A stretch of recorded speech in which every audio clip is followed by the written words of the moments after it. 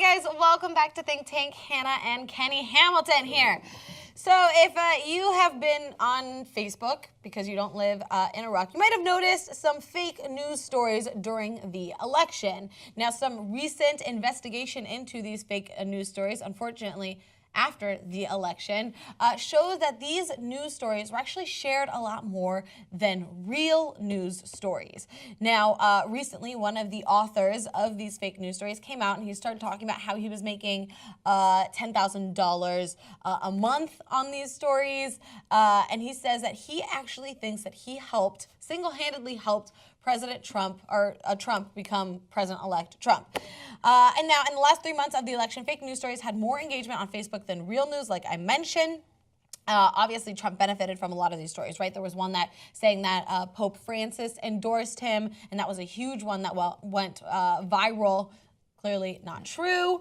Now, this fake news writer that I mentioned, Paul Horner, is responsible for fake news stories like the Amish in America commit their vote to Donald Trump, mathematically guaranteeing him a presidential victory, and Obama signs executive order banning the national anthem at all sporting events nationwide. Now, we asked him why his fake news stories go viral so often, and Horner replied, honestly, people are definitely dumber.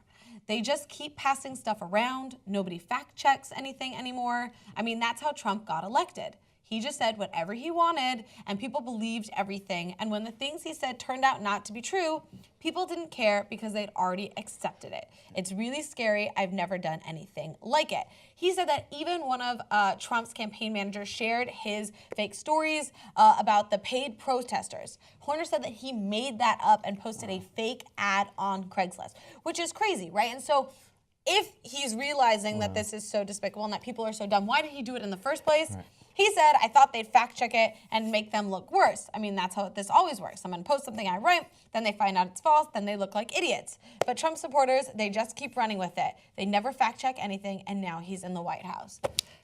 This is terrifying. This is absolutely terrifying.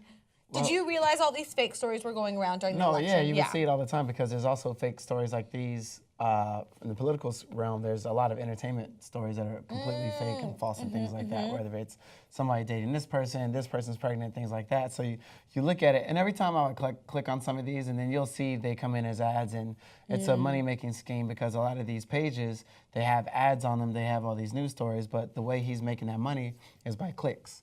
So they pay a percent or a cent or a dollar per click. So he's making these because he's getting so many clicks and people are sharing them. So the more people share them, the more clicks on the site, the more money he gets paid from the advertisers and things like that. So this has been something that's been going around because there's also real stories that get shared and there's real companies that actually monetize this through celeb pages and other, big influencer pages on Facebook. Okay. It's a huge money-making scheme. So not scheme, but it's a way just to make other money socially.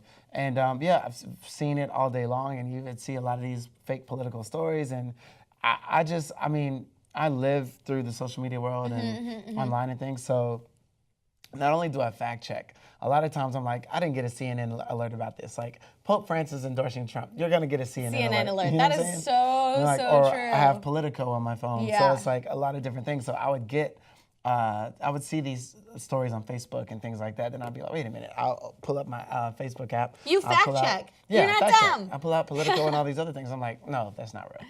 Yeah, I mean, that's the thing. I think that's really important, regardless of whether you're interested in politics or celebrity culture or anything. You should always sort of fact check and double check and see if there's another source, because if it's a big enough story, like there will be other sources reporting on that. And I like that you brought in the celebrity gossip aspect of it, because I never even thought about that, because you go in the grocery store and you see the magazines that you know that it's all bullshit, right? And you know that. Yep. But on Facebook and the internet, it's a little harder to kind of discern, especially when there are websites that you've never heard of. You're like, I don't know if this is real or not, but it is important to remember. And it's interesting that the first time we really are approaching that and dealing with that in an election, we have a celebrity running for office. Also, you have people that just read headlines and that's it. And then they share it. Yeah. Ooh, so I know those people. Pope Francis endorsed Trump. Share. Yeah, guys, even read anything the news before you share, unless it's a Think Tank video, then just share the wazoo up that. Guys, Especially if you see this dynamic duo. hey. Guys, let us know what you think about this guy who wrote the fake news stories in the comments down below. Follow Kenny on Twitter @KennyHamilton, and we'll see you soon.